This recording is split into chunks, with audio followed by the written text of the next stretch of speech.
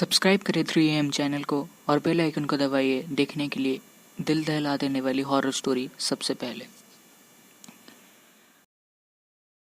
जैसे कि आपने पिछले एपिसोड में देखा, मुकेश के भाई दिनेश की हालत खराब हो जाती है और उसे नानी के कहने पर अस्पताल की जगह पूजा घर में ले जाया जाता है, जिसके वजह से उसकी हालत और भी खराब हो जाती है। वो चीखता चिल्लाता और रोने लगता है। अब आगे। आखिर में उसने अपनी जवान बाहर निकाली जो काली पड़ चुकी थी। यकीन नहीं हो रहा था किसी इंसान की जवान खींचकर इतनी लंबी हो सकती है। नानी ने फिर अपनी बात को दोहराया, बता कौन है तू, कहाँ से आया है?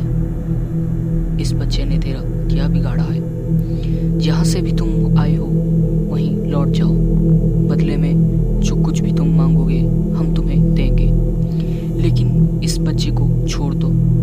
दिनेश ने अपने आपा खो दिया। वो उसी तरह कर रहा था, दांत पीसता, चीखता, चिल्लाता और बेहोश हो जाता। होश में आने पर उससे संभालना मुश्किल हो जाता। मुझसे ये सब देखा नहीं गया। मैं बाहर आ गया और रोने लगा। उस वक्त मैंने हनुमान जी को याद किया, मंदिर में दिया भी जलाया, रोते रोते भगवान से दिनेश के ठीक होने की प्रार्थना की और वापस दिनेश के पास आ गया। दिनेश के रोने चीखने से वहाँ अब जमघट लग चुका था। लोगों की भीड़ में भी दिनेश उसी तरह की हरकतें किया जा रहा था। उसके साथ होने पर मैंने उसे पानी पिलाया। पानी पीने के बाद वो और भी भयानक रूप में आ गया। उसके चेहरे एकदम काला हो गया, आंखें लाल सुर्ख हो गई। वो भी दिनेश नहीं था जिसे मैं पहचानता था। ऐसा लग रहा था जैसे उसकी आंखें फटकर बाहर आ जाएगी। पास जाने पर वो हर किसी को काटने को दौड़ाता, अपना मुंह नोचने लगता और फिर वो शांत हो गया और रोने लगा। मैंने पूछा, तुम कौन हो? क्यों हमें परेशान कर रहे हो? दिनेश ने मेरी तरफ ऐसे देखा जैसे मेरी जान ले लेगा। दिनेश कुछ देर तक मुझे घूरता रहा। वो दिनेश नहीं था, उसकी जगह किसी और ने ले ली थी। सबको बारी बारी घूरने के बाद उसकी आंखों अपने आप गोल गोल घूमने लगी। ऐसे नज़ारा जीवन में पहली बार ही देख रहा था, बल्कि मैं तो कहूँगा यह सब कुछ जीवन में पहली बार ही देख रहा था। वो चीखना चिल्लाना, वो भयानक सी हंसी, वो दांत पीसता, किटकिटाता और दर्द में कर रहा था।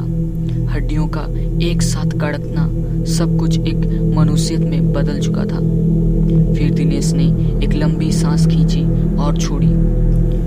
उसकी सांस की दुर्गंध इतनी थी कि सब अपना मुंह ढक कर घर से बाहर निकल गए और वो पागलों की तरह हंसा।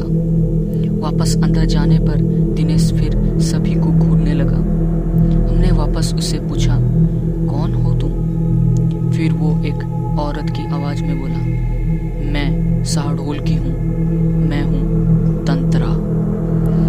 इसने मुझे जगा दिया है, मैं इसे नहीं छोड़ूंगी, इसे अपने साथ लेकर जाऊंगी। और हंसने लगी। हमने कहा, जो भी तुम मांगोगे हम तुम्हें देंगे, पर इसे छोड़ दो। वो दुष्ट आत्मा अब अपने पूरे रूप में आ गई और बोली, मुझे एक मटकी, 4 नारियल, चुनरी, श्रृंगार का पूरा सामान ला कर दो तो मैं चली जाऊंगी, नहीं तो इसे अपने साथ ही लेकर जाऊंगी।